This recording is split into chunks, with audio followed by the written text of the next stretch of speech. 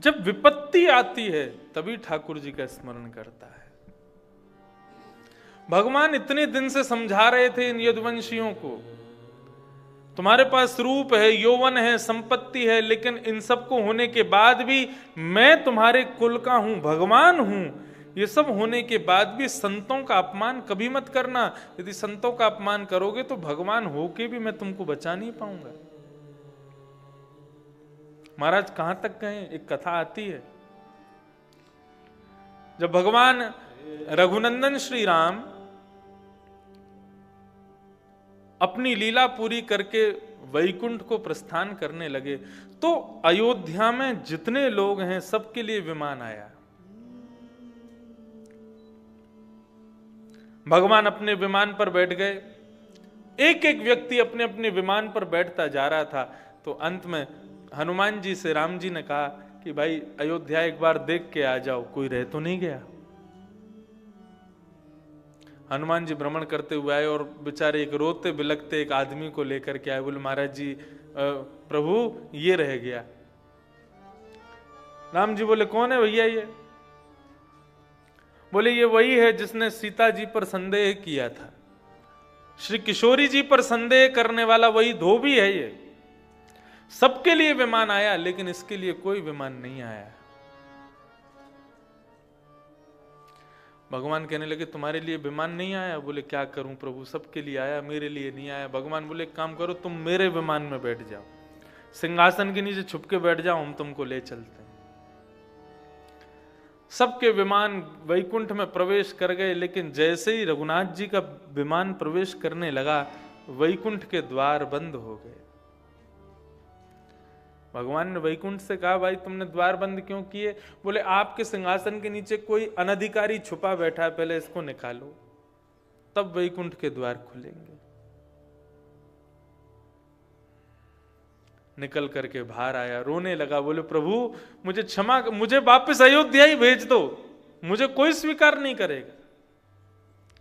भगवान बोले वैकुंठ नहीं मिलेगा तो स्वर्ग भेज देंगे, स्वर्ग चले जाओ। इंद्र ने स्वर्ग के द्वार बंद कर दिए। माफ कीजिए प्रभु, गुरु का अपमान करने वाला, सीता जी लक्ष्मी हैं और लक्ष्मी हमारी आचार्य हैं, उनका अपमान करने वाला कोई भी हो स्वर्ग में स्थान नहीं है उसके लिए।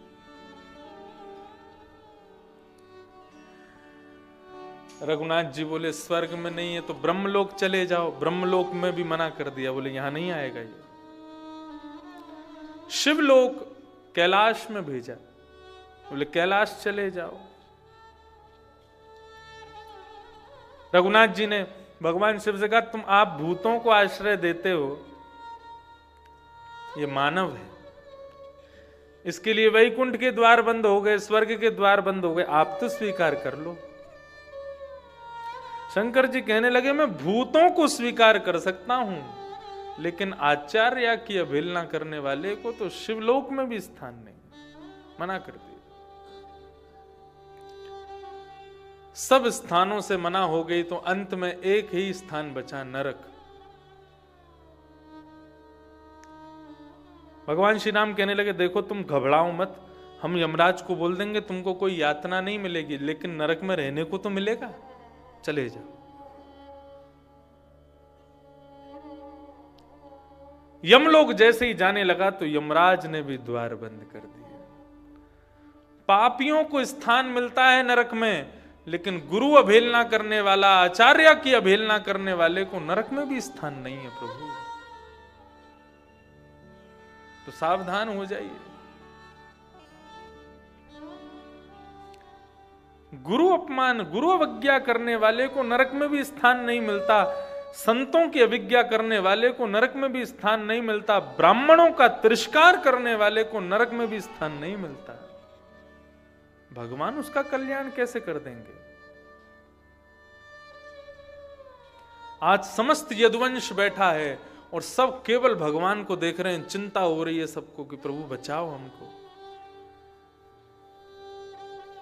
भगवान कहते हैं जब समझा रहा था तब तुम्हारी बुद्धि कहां गई थी?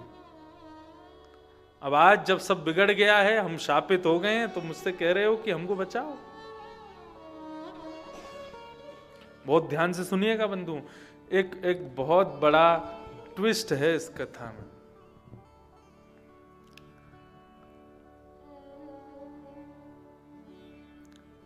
भगवान समस्त यदुवंशियों के मध्य में बड़ी चिंता व्यक्त कर रहे हैं, क्या करूं, आज मैं भगवान होकर के भी तुम्हारी रक्षा नहीं कर पाऊंगा। कोई रो रहा है, कोई विलक रहा है, कोई हाथ जोड़ के पड़ा है, कोई पस्त पड़ा है, सब चरणों में पड़े हैं। ठाकुर जी आप जैसा कहेंगे, जो कहेंगे हम सब करने को तैयार हैं, हमको इस श्राप से बचा लीजिए। भगवान तभी कहते हैं एक उपाय है यदि करो तो। बोले क्या? बोले हमारी द्वारिका नगरी समुद्र के बीच में है, समुद्र पार करके जब जाएंगे तो वहां प्रभाषित क्षेत्र है। प्रभाषित क्षेत्र में भगवान शिव का एक मंदिर है, उसका नाम है सोमनाथ। सौराष्ट्र में जो सोमनाथ मंदिर है, ये भगवान शिव का वो मंदिर है जो श्रापों को दूर करते हैं। यदुवंशी कहने लगे श्रापों को दूर करने वाले शंकर जी, मतलब कैसे? बोले कि एक बार चंद्रमा को श्राप दे दिया चंद्रमा के ससुर जी ने। दक्ष प्रजापति ने अपनी 16 पुत्रियों का ब्याह किया चंद्रमा के साथ। ये नक्षत्र सुने होंगे ना, ये दक्ष प्रजापति की 16 पुत्रियां, उनका ब्याह हुआ चंद्रमा के साथ। लेकिन चंद्रमा को सबसे ज्यादा प्रिय है रोहिणी, रोहिणी नक्षत्र। तो बाकी की कन्याओं ने जाकर के अपने पिता से शिकायत कर दी कि हमारे पति जो चंद्रमा है, जिनसे आपने हमारा ब्याह किया, वो केवल रोहिणी से प्रेम करते हैं, हमसे प्रेम नहीं करते। तो दक्ष ने श्राप दे दिया, बोले कि तुम केवल एक बेटी से प्रेम करते हो, बाकियों को कष्ट देते हो। मैं श्राप देता हूं, तुम अपने रूप से विहीन हो जाओ, तुम अपने रूप से क्षीण हो जाओ। चंद्रमा कहने लगे मुझे ये श्राप मिला, इसका मुझे दुख नहीं है। मुझे दुख इस बात का है कि कष्ट आपकी बेटियों को ही होगा। मैं जिस दिन अदृश्य हो जाऊंगा उस दिन आपकी बेटियां विधवा हो जाएंगी, और एक नहीं सारी बेटियां विधवा होंगी। दक्ष बोले मैंने ये तो सोचा ही नहीं, अब क्या करें? तब दक्ष प्रजापति ने चंद्रमा को कहा कि तुम समुद्र के किनारे सौराष्ट्र में शंकर जी की अर्चना करो, शंकर जी की प्रार्थना करो, ब्राह्मणों को खूब दान देना। वहां शंकर जी यदि तुमसे प्रसन्न हो जाएं तो तुम्हारा श्राप वरदान में परिणत हो सकता है।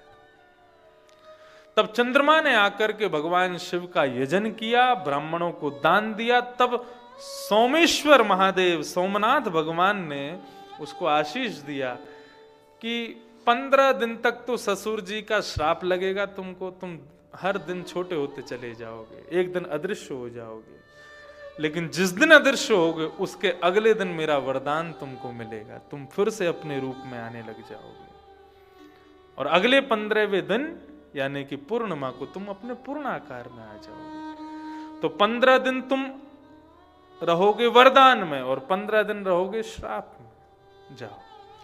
तो भगवान कृष्ण ये कथा सुना रहे हैं यदुवंशियों को, भैया यही उपाय है। और क्या कह रहे हैं? तेषु दानानि पार्थेषु श्रद्धयो त्वामहन्ति वै ब्रजीनानि तरिष्यामो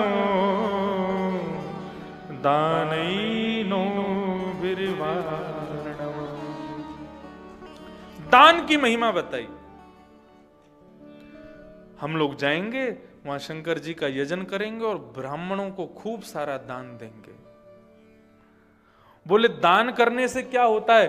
बोले ब्राह्मणों को दान करने से, बोले जिस प्रकार बीच नदी में फंस जाए कोई, बीच नदी के भंवर में यदि फंस जाए, उस समय लकड़ी का कोई भाग मिल जाए या नाव मिल जाए तो उसी से पार हुआ जा सकता है। इसी प्रकार यदि कोई व्यक्ति बहुत बड़े संकट में फंस जाए तो उस समय ब्राह्मण ही नौका का काम करते हैं। ये ब्राह्मण ही नौका के समान है। जीवन की कैसी भी परिस्थिति आ जाए, मैं आपको अपनी आप बीती बता रहा हूं। जब मेरे जीवन की पहली कथा हुई 2015 में, उस समय किसी कारणवश मैं